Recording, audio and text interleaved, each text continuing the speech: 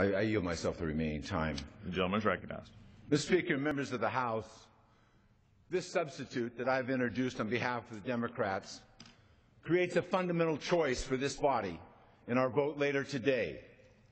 It creates a fundamental choice of whether or not this nation is going to go forward and provide a high-quality education to every student, or whether this nation is going to go back to a time when students are left out of this system, when resources weren't provided, when schools weren't keeping up.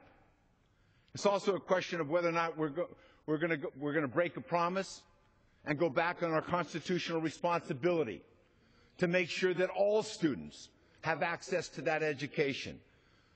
Poor students, minority students, English learning students, students with disability.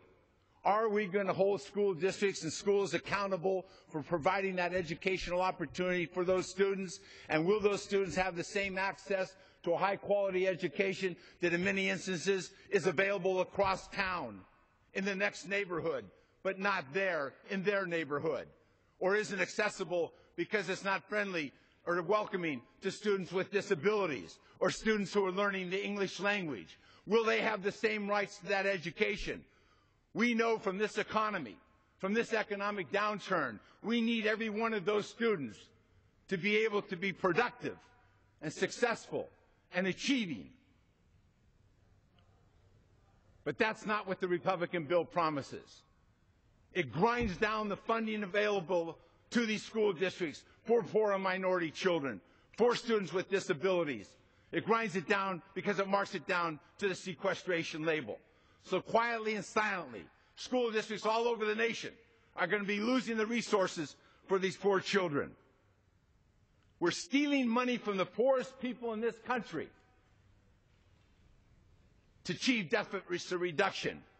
But tax reform maybe next year, the year after, the year after. Economic justice sometime later down the road. Today, this is about education justice and whether or not every student, every family is going to have access to a high-quality education that no longer depends upon their zip code or the neighborhood in a town in which they live.